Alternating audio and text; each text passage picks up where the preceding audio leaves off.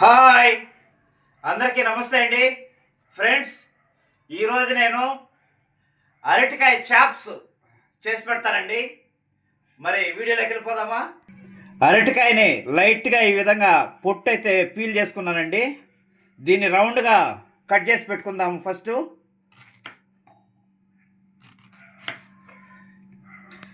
ఈ విధంగా అన్నీ కూడా రౌండ్స్ కట్ చేసేసి నెక్స్ట్ ప్రాసెస్లోకి అయితే వెళ్ళిపోదామండి. ఫ్రెండ్స్, అరటికాయలన్నీ ఈ విధంగా నేను రౌండ్గా కట్ చేసుకున్నాను. కొంచెం సాల్ట్ వాటర్లో అయితే వేసానండి. ముందుగా మనం స్టవ్ వెలిగించుకొని బాండిలో ఆయిల్ వేసుకుందాము. అరటికాయలు మనం డీప్ ఫ్రై చేసుకోవాలండి. కొద్దిగా డీప్ ఫ్రై సరిపడా ఆయిల్ అయితే వేస్తున్నాను. సాల్ట్ వాటర్లో వేసుకున్నటువంటి అరటికాయ ముక్కలన్నీ మనం దీంట్లోకి ట్రాన్స్ఫర్ చేసేసుకుందామండి. ఇందులో సరిపడా సాల్ట్ వేస్తానండి. నేనైతే 3 కాయలు తీసుకున్నాను అరటికాయలు. కార్న్ ఫ్లోర్ వేస్తానండి, 2 స్పూన్లు వేస్తాను. 1 స్పూన్ బియ్యం పిండి అండి, 2 స్పూన్లు శనగపిండి అయితే వేస్తానండి. కొంచెం మిరియాల పొడి అండి, కొద్దిగా కారం వేస్తాను, చిటికెడు గరం మసాలా అండి. కొద్దిగా వాటర్ కలుపుకొని మనం ఇదంతా బాగా కలిపేసుకుందాము. ఫ్రెండ్స్, అన్నీ బాగా కలిపేసుకున్నాను. దీన్ని అయితే మనం ఇప్పుడు ఒక్కొక్కటి వేసుకొని డీప్ ఫ్రై చేసేసుకుందామండి.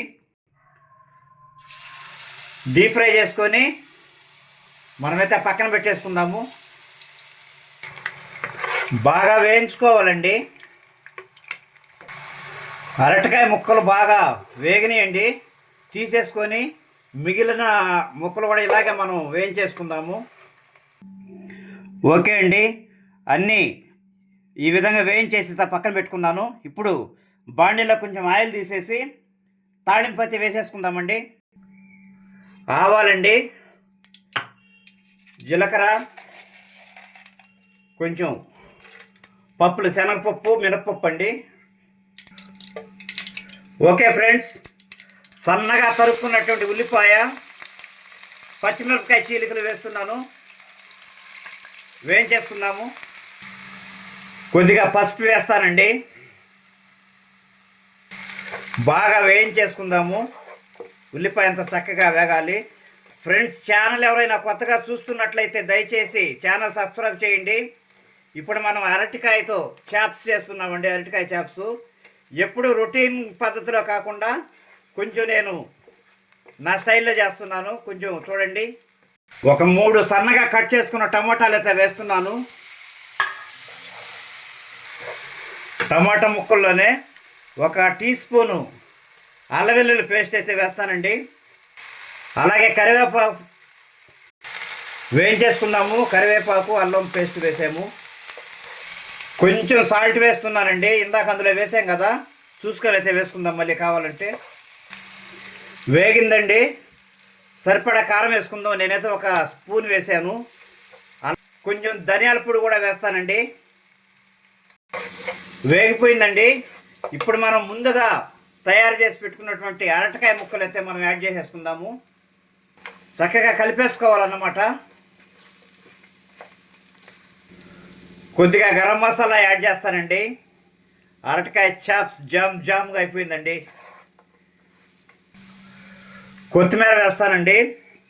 కొత్తిమీర, కొంచెం పుదీనా కూడా యాడ్ చేస్తున్నాను. అన్నీ చక్కగా కలిపేసుకుందామండి. ఓకే అండి, కొద్దిసేపు సిమ్లో పెట్టయితే మనం చక్కగా చూద్దామండి ఎలా ఉందో. వావ్, చాలా బాగుంది ఫ్రెండ్స్. మంచి వాసన వస్తూ ఉంది. అరటికాయ చాప్స్ అన్నమాట. అందరూ చేసే విధంగా కాకుండా మనం కొంచెం రొటీన్గా చేసాము, డిఫరెంట్గా. అందరూ ట్రై చేయండి ఫ్రెండ్స్.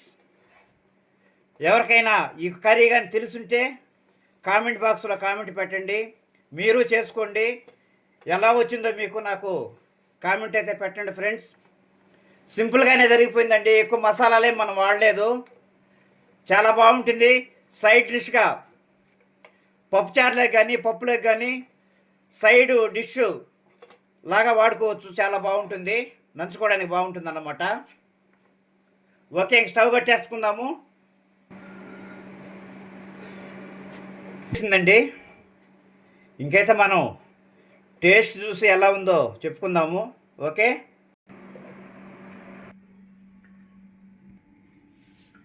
ఓకే అండి. అరటికాయ చాప్స్ జామ్గా అయిపోయింది. చాలా బాగుందండి.